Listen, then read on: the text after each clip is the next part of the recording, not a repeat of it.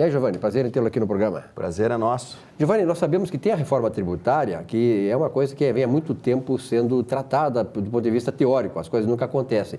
Tem a reforma previdenciária, que está aí mais ou menos na boca do túnel, né, para ser votada no Congresso Nacional, mas essa reforma tributária, ela é, além de muito excessiva no Brasil, do ponto de vista do retorno que ela traz para a população, ela é muito complexa, né? Bastante complexa. Primeiramente, um prazer, uma honra estar participando dessa mesa. Há exatos 2 semanas atrás, Silvio Lopes, o senhor me parabenizou porque o Inter se classificou para a segunda fase da Libertadores. Então, agora, 2 semanas após, eu lhe devolvo os parabéns, né, pela classificação. Estou no meio de 2 colorados, né? Eu acompanho o relator. Bom, nós queremos agora... Eu tenho a certeza que um gremista aqui, 2 colorados, lado a lado 2 colorados, que nós estamos torcendo para que, de repente, tenhamos um Grenal, né? Definindo a Libertadores, já imaginou? No Chile. Não, eu gostaria, inclusive... Metade do Rio Grande do Sul vai para o Chile. Que a decisão da Libertadores fosse um Grenal. Né? Pois é, metade do Rio Grande do Sul vai para o Chile, que vai ser no Chile. Se porventura tivermos um Grenal nas oitavas de final, um vai sair fora precocemente. Eu acho que não é bom agora, viu? Não é bom. Nenhum dos dois está bom o suficiente para se enfrentar. Nós queremos o Grêmio na final, então nas oitavas não, né, Giovanni? Mas se vier, não tem problema. Senão o Grêmio vai sair fora. Mas vou falar no que interessa mesmo, a questão da complexidade da questão tributária no Brasil. Então, senhores, no dia 31/10/2017, 31 de outubro, o jornal Estadão publicou que o Brasil um estudo, né, feito pelo Banco Central, no qual ficou registrado que o Brasil é o país que se gasta mais tempo para pagar impostos. Esse estudo do Banco Mundial, ele concluiu que o empresário brasileiro gasta 1.958 horas para cumprir com obrigações tributárias. Muito bem. Fazendo uma comparação com os demais países da América Latina, nós estamos absurdamente na frente, infelizmente, nesse quesito. Para termos uma ideia, no Chile, que é um país onde se considera que é uma economia estável, lá no Chile se gasta 291 horas para o cumprimento de obrigações fiscais. Então, no Brasil se gasta 1.958 horas e no Chile 291 horas.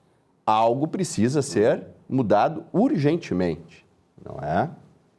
Por que eu estou trazendo esses dados de 2017, de 2 anos?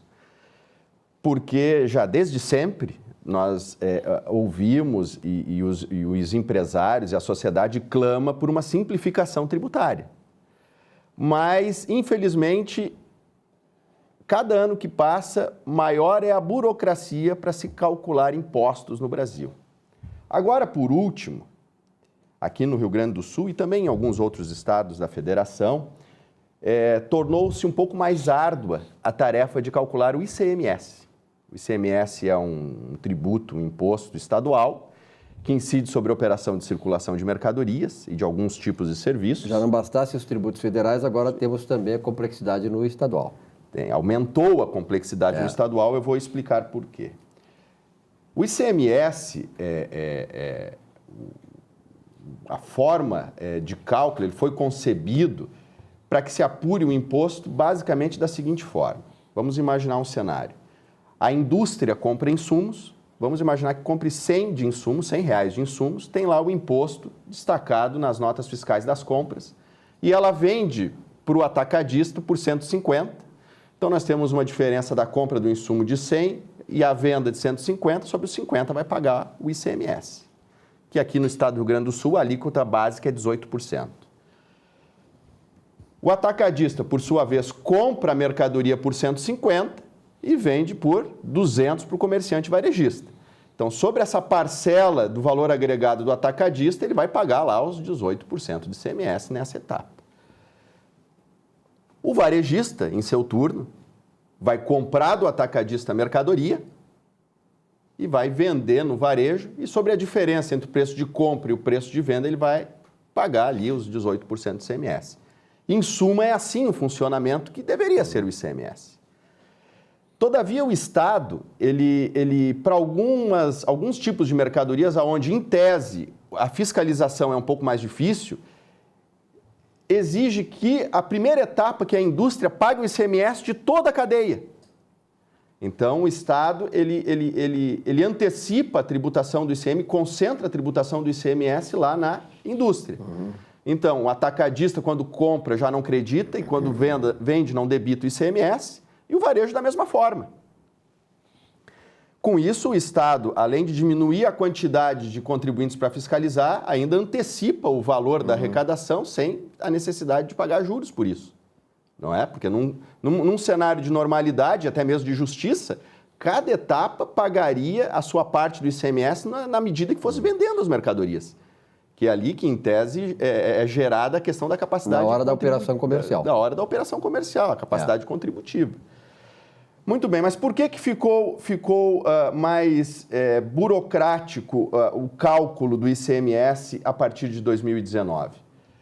Porque o Estado disse o seguinte: bom, a indústria paga o ICMS por substituição tributária de toda a cadeia econômica. Só que lá na ponta, se porventura o comerciante vender a mercadoria acima da margem presumida do valor agregado, que foi o objeto do cálculo lá da substituição tributária, o comerciante lá na ponta tem que pagar uma diferença do ICMS. Pois é, isso que eu ia perguntar, Giovanni, porque na indústria, quando ele emite a nota fiscal para o atacadista, porque a cadeia é a produção, a indústria, atacadista, varejista, ele tem que imaginar qual é o preço de venda do varejista para fazer essa tributação pelo valor agregado de toda a margem de toda a cadeia? O governo estabelece margens de valor agregado presumido. Ou estabelece uma pauta. E nessa pauta é considerado o provável preço de venda lá pelo varejo. Sim, provável preço de venda. Tem que chutar, vamos lá. Não, o governo, em tese, faz pesquisas de mercado para se obter o preço médio de venda. Historicamente, tu consegue fazer pelo menos uma avaliação estimada, né? Pois é previsto, né?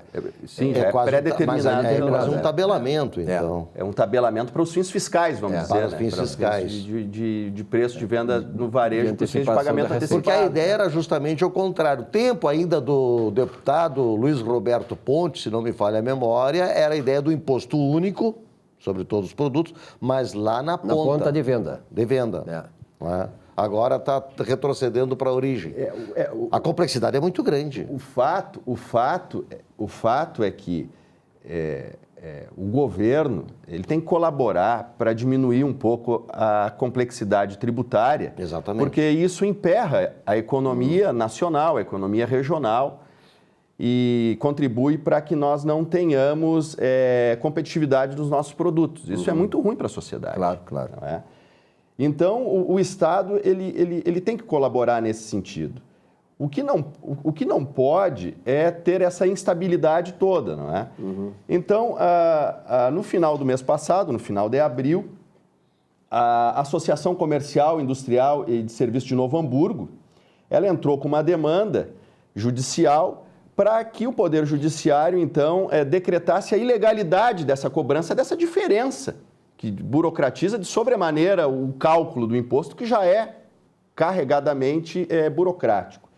Então, o Judiciário ele havia deferido uma liminar no final de agosto, e 3 dias depois foi revogada pelo mesmo magistrado, foi revogada essa liminar, e eu presumo que isso vai acabar subindo para Brasília, né, o que vai deixar mais instável ainda a forma de cálculo do tributo. Por fim, para concluir, e aí eu vou dar a minha opinião, me parece que é o caso de abolir do nosso sistema o regime da substituição tributária, né? Se for para ficar nessa instabilidade, que se faça o cálculo na forma convencional, que é, a meu juízo, como deveria ser feito para todos os casos. E o que se busca sempre é a chamada segurança jurídica, porque ela ajuda os negócios, a manutenção dos negócios e a ampliação dos negócios. É isso aí. Obrigado, Giovanni, pela tua presença aqui. Valeu, prazer. Nesse espaço, conversando sobre contabilidade.